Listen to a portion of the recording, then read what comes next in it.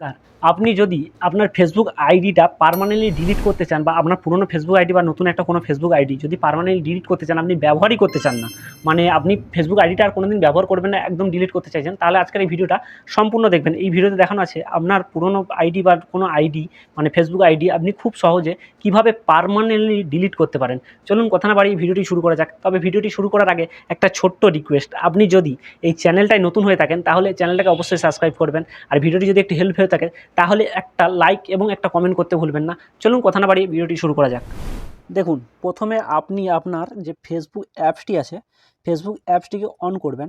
On করার পরে যে প্রোফাইলটাকে আপনি ডিলিট করতে চাইছেন পার্মানেন্ট, সেই প্রোফাইলটাকে লগ ইন করবেন। করার পরে দেখুন ডান দিকে ওপরে কোনো এই যে 3 লাইনটা দেখতে পাচ্ছেন, এই 3 লাইনটায় টাচ করবেন। দেখুন আমার ফোনে এখানে ডান দিকে দেখাচ্ছে, আপনার ফোনে বাঁ দিকেও দেখাতে পারে, কারণ এখন ফেসবুকে কখন কোন দিকে দেখাচ্ছে বোঝা যাচ্ছে না।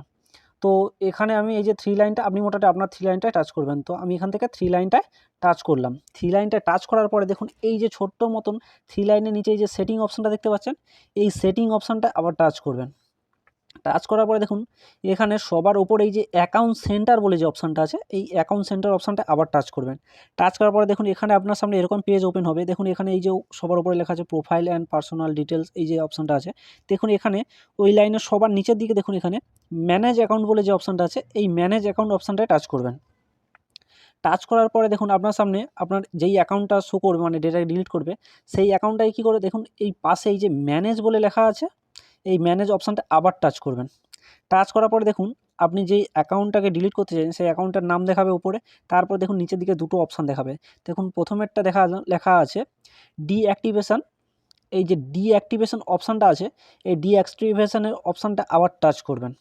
টাচ করার পরে দেখুন এখানে আপনার সামনে এরকম পেজ শো করবে। তো এখানে দেখুন আপনি পার্মানেন্টলি ডিলিট করতে চাইছেন নাকি কিছু দিনের জন্য ডিঅ্যাক্টিভ করবেন। যদি আপনি ডিঅ্যাক্টিভেশন করেন তাহলে কি হবে, যখন আপনি ডিঅ্যাক্টিভেশন করবেন তাহলে আপনার আইডিটা মানে আর কারো কাছে শো করবে না, মানে ডিঅ্যাক্টিভ হয়ে থাকবে। আপনি যদি আবার লগ ইন করতে চান তাহলে সেক্ষেত্রে আবার লগ ইন করলে আবার সব কিছু সামনে চলে আসবে। আর যদি পার্মানেন্টলি ডিলিট করতে চান, এটা ডিলিট করার পরে কিন্তু অটোমেটিক কিন্তু আর কোনো দিন মানে আপনি মানে আইডিটা আর ফিরে পাবেন না। যদি আপনি পার্মানেন্টলি ডিলিট করতে চান তাহলে সেকেন্ড অপশানটা নিচের ঘরটায় টিক করবেন। করার পরে এই যে কন্টিনিউ অপশানটা আছে, এই কন্টিনিউ অপশানটা আবার টাচ করবেন। টাচ করার পরে দেখুন আপনি কী জন্যে অ্যাকাউন্টটাকে ডিলিট করতে চাইছেন পার্মানেন্ট, তার জন্যে আপনাকে এতগুলো অপশান দিয়েছে যে কী জন্য আপনি ডিলিট করতে, তার মধ্যে আপনি যেটা খুশি একটা মোটামুটি সিলেক্ট করে দেবেন। তো আপনার হিসাবে আপনি যদি কোনো কারণে ডিলিট করতে চান সেটা আপনি সিলেক্ট করে নেবেন। তো আমি এখান থেকে যা হোক কিছু একটা দিয়ে দিলাম। দেওয়ার পরে এই যে কন্টিনিউ অপশানটা দেখতে পাচ্ছেন, এই কন্টিনিউ অপশানটায় টাচ করবেন। টাচ করার পরে দেখুন আবার এই যে কন্টিনিউ অপশানটা দেখিয়েছে, এই কন্টিনিউ অপশানটা আবারও টাচ করবেন।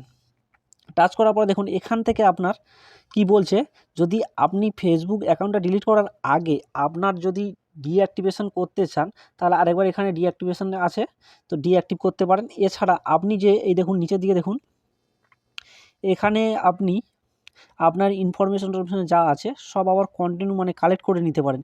আপনি যদি কোনো ভিডিও টিডিও পোস্ট করে থাকেন সেগুলো কালেক্ট করে নিতে পারেন, এখান থেকে সব ডাউনলোড করে নিতে পারেন। তো আমি এখান থেকে কিছু করলাম না, আপনি আপনার হিসাব মতন করে নিতে পারেন। তারপর এই যে কন্টিনিউ অপশানটা আছে, এই কন্টিনিউ অপশানটায় টাচ করবেন। টাচ করার পরে দেখুন এখানে আপনার ফেসবুক আইডি যে পাসওয়ার্ডটা ছিল ওই পাসওয়ার্ডটা এখানে দিয়ে দিতে হবে। তো আমি এখানে আমার ফেসবুক আইডির পাসওয়ার্ডটা দিয়ে দিলাম।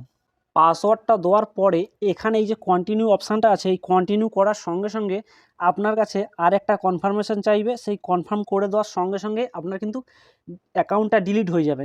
কিন্তু এখানে একটা জিনিস মনে রাখবেন, অ্যাকাউন্টটা ডিলিট হয়ে যাবে হ্যাঁ, কিন্তু ডিলিট হওয়ার পরেও 20 দিন 25 দিন বা 1 মাস মতন সময় নেয়, মানে পুরোপুরিভাবে ডিলিট হতে। তার মধ্যে যদি আপনি আবার প্রোফাইলটা মানে ফেসবুক আইডিটাকে যদি আবারও কোনো কারণে লগ ইন করে থাকেন তাহলে কিন্তু আর ডিলিট হবে না। তো অতএব যদি আপনি লগ ইন না করে থাকেন তাহলে কিন্তু 1 মাস পরে অটোমেটিক একদম পার্মানেন্টলি ডিলিট হয়ে যাবে। তো আপনি এইভাবে যদি চান আপনার ফেসবুক আইডিটাকে সম্পূর্ণভাবে ডিলিট করতে পারেন। অসংখ্য ধন্যবাদ সম্পূর্ণ ভিডিওটি দেখার জন্য। দেখা হচ্ছে নেক্সট ভিডিওতে, ততক্ষণ ভালো থাকবেন, সুস্থ থাকবেন।